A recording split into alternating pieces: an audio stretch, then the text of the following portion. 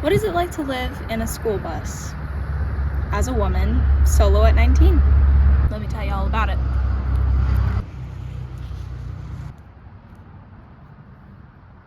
Living solo on the road is truly like nothing I could have ever imagined, especially as a woman and especially in a bus. Chores in a van don't shift a whole ton when you go from house life to van life.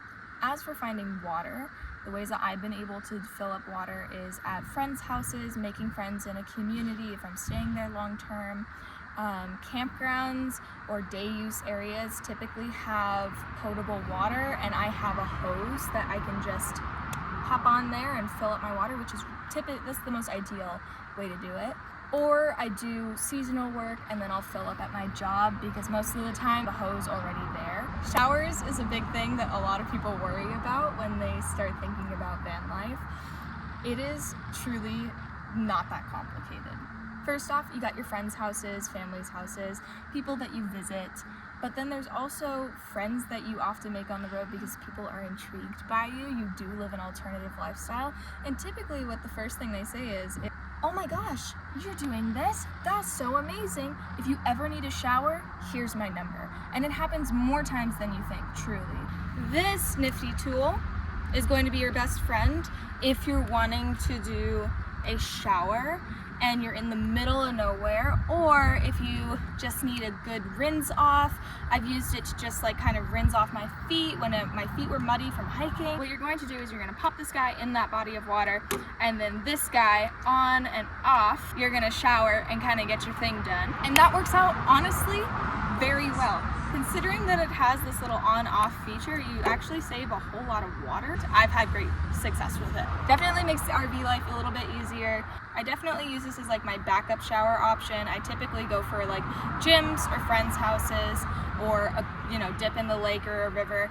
But this is a nice backup, especially if I'm just wanting to hose off my feet or just get like a somewhat feeling of cleanliness going on, because Lord knows that's hard to find when living in a van. Something I've definitely noticed as a solo woman on the road, comments from men are typically led with misogyny, unfortunately. If you're going to places where men are typically there, mechanics shops and such, unfortunately, it's typically met with a lot of misogyny. I have luckily had very good experiences. I have also had my fair share of experiences where I didn't feel safe. If you want to go watch that video, it's this one right here. It's all about my scariest van life experiences. A common theme that you'll notice in that video is that it's all men. It's all men that I have felt unsafe with, just made me overall uncomfortable. So that is definitely something I've noticed. I do get the comment often of like, did your dad build your bus? Did your boyfriend build your bus? I've had a few people over the years, men and women, who just don't believe that a woman could be doing this alone. Obviously deeply rooted in misogyny and the patriarchy. I'm going to talk about mental health for a quick second. I need you to stick with me because I know that it is important. Dealing with mental health issues while living on the road opens up a whole new can of worms. And I don't think that there should be any shame around that. I just think that it's something that we should definitely talk about.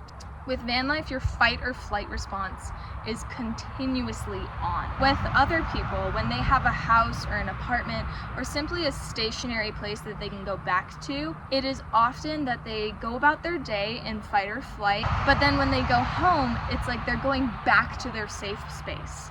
And in a van or a bus, you just don't have that luxury. When I get off work, and I go to my bus and I want to relax, is my water tank filled up? Am I going to run out of drinking water? Where am I going to sleep tonight? This is definitely a side of van life that I don't see people talking about enough, is that especially as a woman, your fight or flight is going to be more on than a man. With van life, it will always be on. It is hard to relax unless you're in the middle of nowhere, and even then, there's always this side of it where in the back of your head, ooh, is there going to be a police official that's going to come to me? Is there going to be an angry Karen that's going to knock on my door? Am I going to get in trouble for simply existing? Hi, CHP.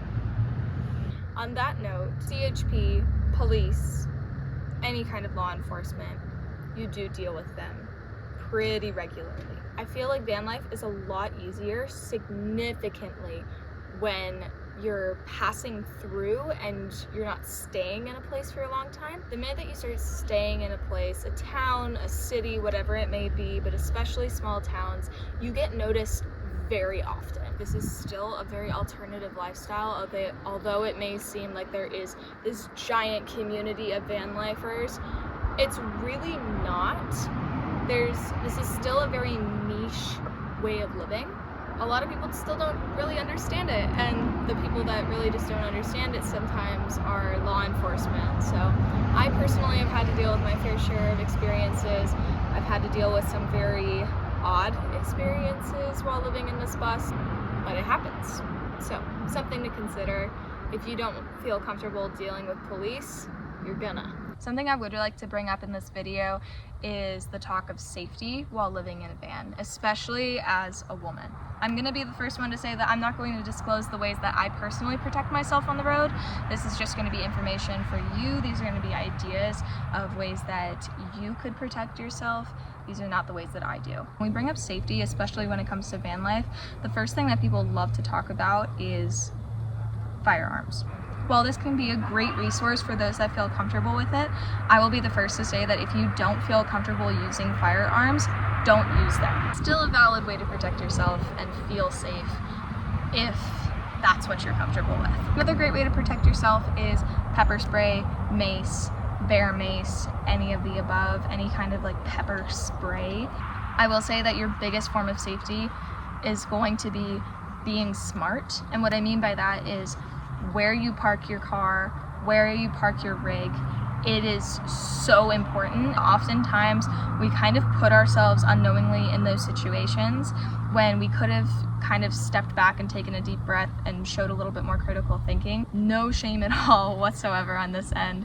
I've done it too. I've made some really dumb decisions, but this is me learning and saying what I know about it now. I think that van life is amazing, but on the topic of safety, it truly does come down to the way that you operate in this world, especially if you have a rig where you cannot easily stealth camp. I have a rig that is very obviously a home. There are downsides and upsides to that.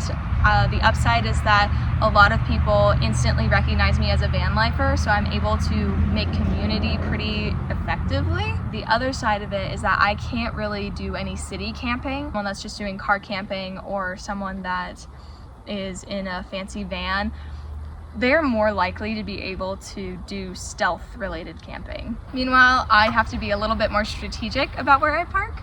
I would say as a whole, people should be strategic about where they park because it is definitely a good way to be safe. Now, here are my thoughts.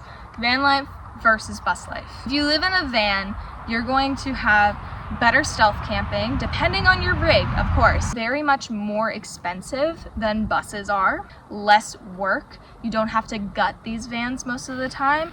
Finding good parking spots, being accepted societally. I will be the first to say that bus life also has amazing perks. You have a cool rig.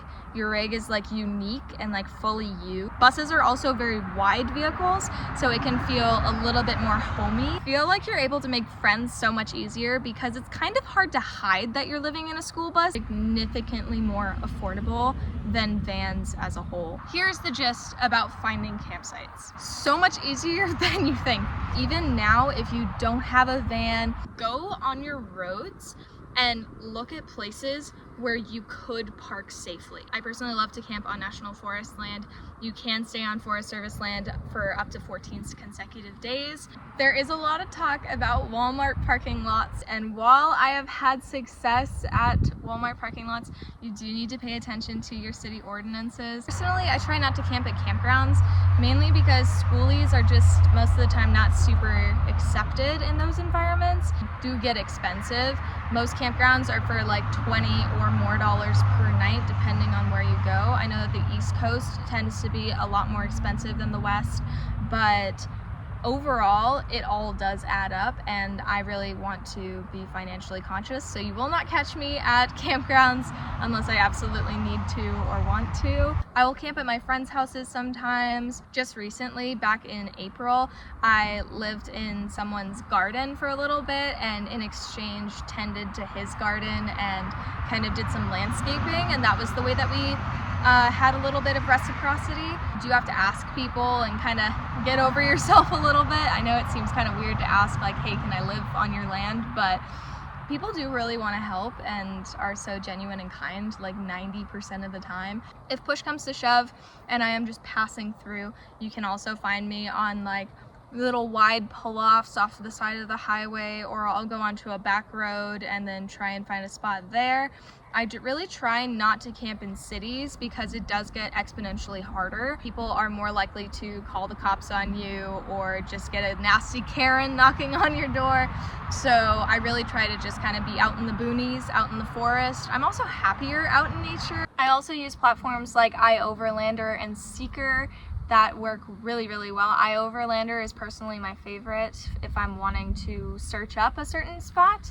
I also use Google Maps and like search up coordinates so that I don't have to pay a whole bunch of money. There's also a lot of van lifers that appreciate having the life of living in a house while still having the ability and the freedom to travel. So that's where things like trusted house sitters come in, or people that do overnight dog sitting stops, and that can really, really help lighten the load of van life full time and break it up into segments of like, I'm traveling for this time and then I'm doing a house sitting gig.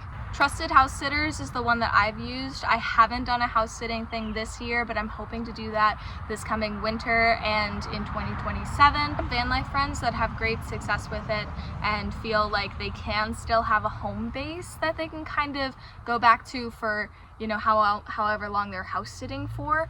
And this can be really nice for those that still want like the comfort of a home base, so that they can have a shower and they can like have like the comfort of a home, but still have the freedom to travel and live van life. Thank you so much for watching. These are kind of like my overall tips and things about living on the road. I really wanted to make this video because I thought it would have been a great resource for me when I was about to hit the road, of all the things that I might see, encounter, all of the goods. Van life community here on the road, and there are meetups and gatherings if you know where to look. So I can't wait to see you on the road soon.